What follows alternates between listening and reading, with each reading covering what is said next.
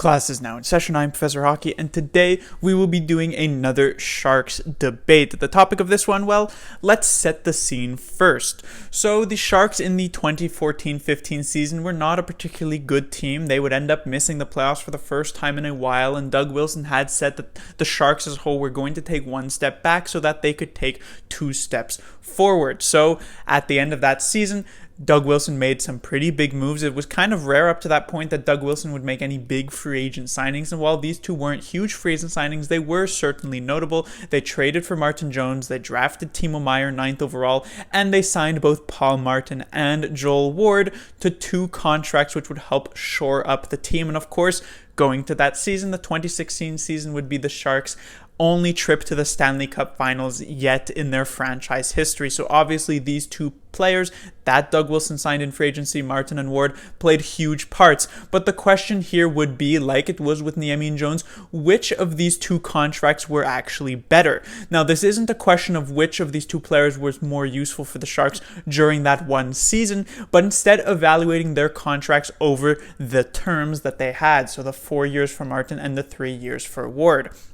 So let's start with Paul Martin's. His contract was certainly highlighted with high highs as well as quite low lows. The first two seasons of Martin's deal, he ended up being placed with Brent Burns as a pairing. That pairing was quite solid. Martin doing a great job just complementing Brent Burns' style of play during those first couple of years. Obviously, he was the defensive partner of Brent Burns when Burns won the James Norris back in the 16-17 season. However, after that first half of the contract, it really fell off for Martin. He was injured for a good chunk of the regular season during that third year of his deal, and even when he was playing, he really seemed to have lost a step. He ended up playing about 7 games, the first 7 games of the playoffs that year. He didn't look particularly good. He made that huge mistake in Game 3 against the Golden Knights, and he would not play another game in a Sharks jersey because going into the 4th year, the Sharks felt as though Paul Martin's contract was so burdensome that they ended up buying it out and dealt with the about $1.5 million that would remain on the cap instead of the 4.85 that would be on the cap for just the single year there. So as I said, high highs with those first couple of years, but some pretty low lows with those last couple of years. Over the time period, he played 173 games in the regular season with the Sharks, 7 goals and 41 assists for 48 points. Not a ton of points, but not necessarily what you would expect. Not necessarily less than what you would expect from a defensive defenseman like Martin. He certainly did get a few points here or there just from playing with Brent Burns and feeding him the puck. In the playoffs, 37 games played, 1 goal and 5 assists for 6 points. Moving on now to Joel Ward. His contract was certainly a lot more consistent over that time. Ward was signed to be a solid third liner who could play more in the middle 6, maybe get some top 6 time, or some second line time, as well as being a pretty solid playoff performer as he had been with the Washington Capitals, his previous team, and even with the Nashville Predators, the team before that. And Ward provided some very strong efforts in the first season with the Sharks, that 2016 year. He was exactly the role that he needed to fill, a third liner who could definitely play onto the second line. However, as time went on, he did slowly get a bit worse, slowing down his game as time went on, as it normally does. In the second season, he was more of a borderline third liner who was probably more of a fourth liner, and then in that third season he was more of a fourth liner who on maybe a stacked team maybe wouldn't even crack the lineup. During that time with the team, Joel Ward put up 209 games with 36 goals and 48 assists for 84 points, so not too bad, but obviously the big numbers came in the playoffs. 30 games played, 8 goals, 9 assists for 17 points, including, I believe, 13 of those points coming in that season where the Sharks made it a run to the Stanley Cup Finals. So Joel Ward picked up to be a good playoff performer, and he did exactly that. Even in the series against the Edmonton Oilers, the 6-game series in the 16-17 season, in which most of the Sharks weren't very good, Joel Ward did manage to still put up a goal and 3 assists. What really stands out here for Ward is that he didn't actually play any of the playoff games in the 17-18 season. As I said, a bit of a fourth liner that on a stacked team maybe wouldn't even make the team, and that maybe was the case for the Sharks going into the playoffs that year.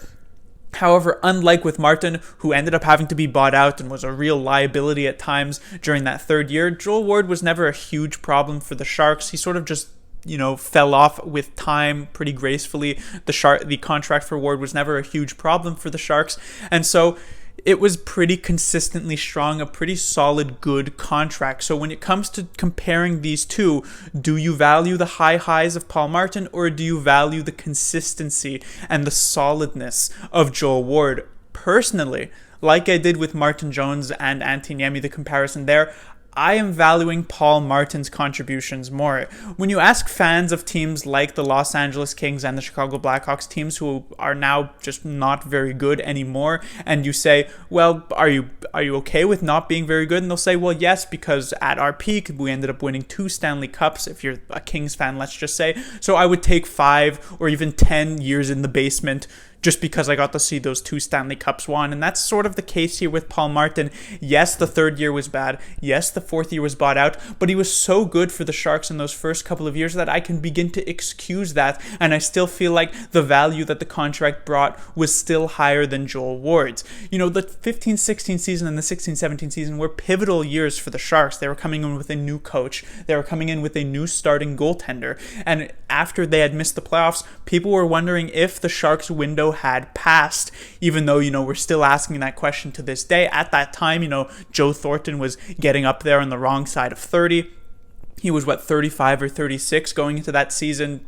Patrick Marleau was the same thing. Pavelski was also getting up there past 30. Vlasic was coming around that number. Brent Burns was around 30 years old as well. And so people were wondering if the window had passed considering the 15 season. But with DeBoer, he managed to give the vote of confidence to Brent Burns that he was going to be a defenseman, and he was going to be a defenseman while DeBoer was there. He put Paul Martin with him, and he did a huge job at really stabilizing Brent Burns during those first 2 years. As I said, a huge part of the James Norris, and it was sort of revitalizing of the Sharks team that season and moving forward. And Paul Martin, as I said, a very big part of that since he played with such a key player with the Sharks. And so while Joel Ward was also a big part of that during that season, I just don't think it really reached the level of what Paul Martin was able to bring to the team, which is why comparing these two contracts, I do feel like if we went back in time those 5 years and Doug Wilson had to decide between one or the other players for these same terms, I would have probably said sign Martin over Ward.